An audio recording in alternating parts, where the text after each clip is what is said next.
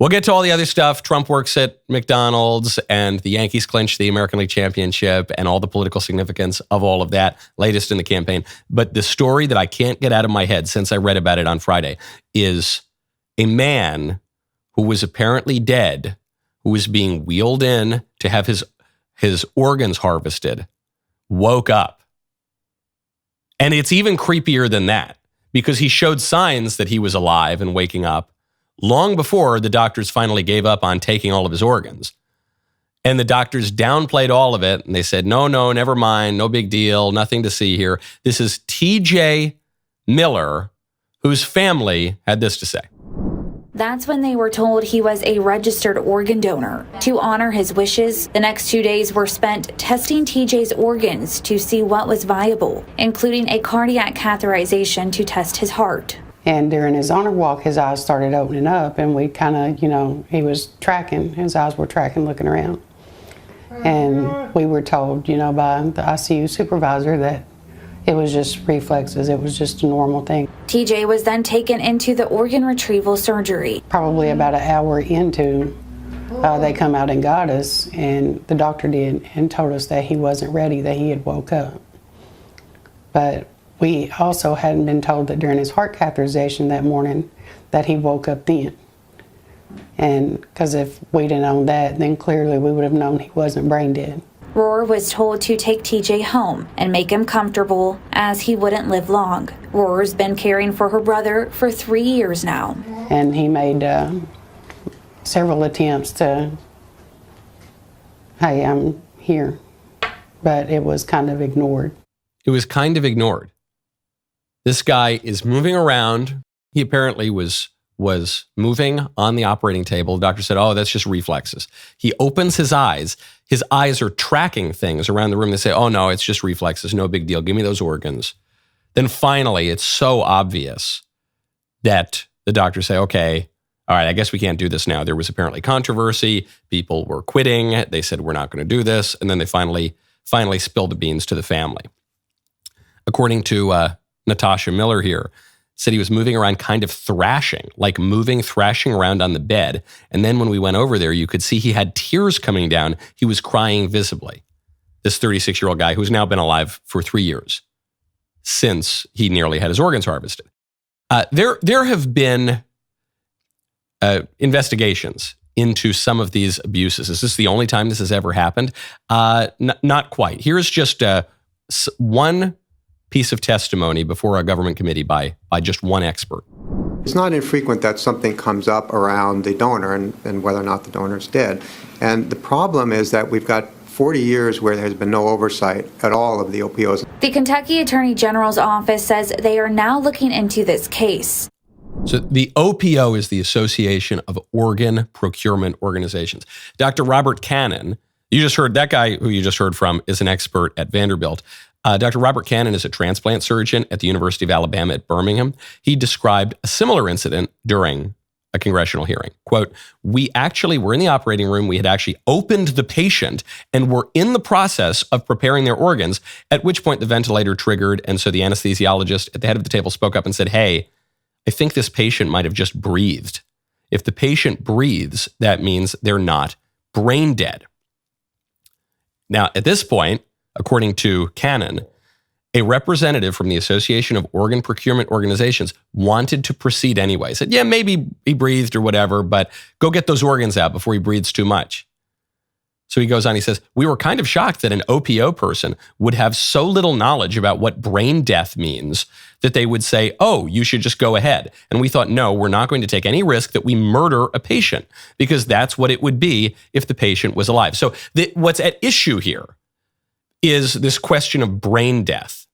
Brain death is kind of fake news. Brain death is a concept that came about in the late 1960s. Harvard had a committee, an ad hoc committee, that investigated the matter of brain death. When does death really occur? And they said, well, there's this thing. Well, they didn't quite call it brain death, but it's what led to the concept of brain death. This idea that there's an irreversible coma, that someone, the lights might be on, but no one's home. There's no cognitive activity. And if there's no cognitive activity, even if machines are keeping your organs alive, you're not really alive.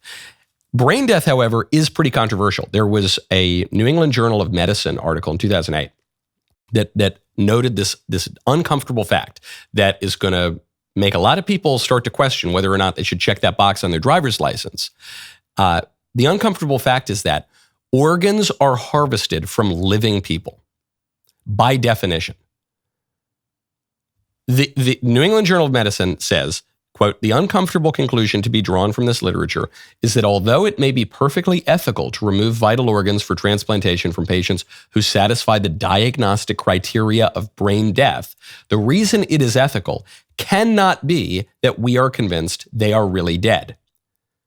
At worst," this is still the New England Journal, "at worst, this ongoing reliance on the conflation of brain death, quote unquote, with real death, this reliance suggests that the medical profession has been gerrymandering the definition of death to carefully conform with conditions that are most favorable for transplantation. At best, the rule has provided misleading ethical cover that cannot withstand careful scrutiny." I used to check the box on my driver's license. Some years ago, I unchecked the box. Why did I uncheck the box? Not even because I'd given all that much thought to brain death. I think most people have never really considered it for more than 2 seconds. They believe, because the medical industry has gerrymandered the definition of death, that brain death really is death. But brain death isn't really death. When you're brain dead, you're still really alive. And if you're a religious person, this raises all sorts of questions. Even if you're not religious per se, but you just have any sort of philosophical thought whatsoever, you have to ask yourself, okay, well, at what point does my soul separate from my body? At what point am I really dead? I untick the box, though, for an even simpler reason. I don't trust the ethics of the medical industry anymore. And I unticked the box before COVID. I think after COVID, when the medical industry lied to so many people, when the medical industry lied about that virus, about how to prevent the virus, about the risks of the virus, about the 6 feet and the masks and the vaccines and all the rest of it, a lot of people question the ethics of them. I'm not saying they questioned the technical proficiency of the medical industry. This is where a lot of the libs will try to trip up conservatives. They'll say, what, you don't trust modern medicine? Well, what happens when you get a disease? You're going to go to the doctors. You're going to trust their advice. You think you know better than the doctors? No, I'm not saying we know better than the doctors most of the time when it comes to the technical aspects of disease advancement and treatment. What I seriously doubt, is the ethics of the medical profession. And this kind of case, which is not a one-off case, drives that home. The medical genius elites are very good at harvesting organs. It's impressive that we can harvest organs from people and transplant them to other people and have them work a lot of the time. However, their ethical education has not kept up with their technical education. Their ethical education is probably worse than a 5th grader 50 years ago. And so, as the New England Journal of Medicine is saying, what they've done is they've used euphemisms. They've changed the meaning of words, just as we see the libs do so much these days.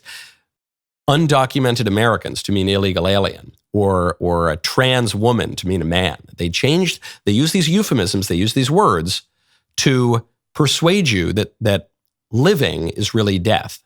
And they do this for the utilitarian reason that they believe, well, look, you're going to die anyway, or if you don't die, you're going to have some brain damage, and you're going to be a burden to society. You're going to require a lot of care. So better to just kill you than to, and then use your organs for someone who might live, than to try to give you the fullest medical treatment. That's not a scientific judgment or a medical judgment. That's an ethical judgment. And these people are not qualified to make those ethical judgments. The uncomfortable reality is what kills you, what kills the organ donor, is retrieving the organs. That's what actually leads to the death. And that creates an ethical question that the modern technocratic genius utilitarian libs who run our institutions do not want us to think about. But is it any wonder that a medical industry and a liberal establishment that can't differentiate between a man and a woman, a medical industry that will put little boys on cross-sex hormones because they don't know the difference between a man and a woman, that same medical industry can't tell the difference between life and death? No surprise whatsoever. That was a great clip. Now, ring the bell, subscribe to the Michael Knowles YouTube channel. We'll see you next time.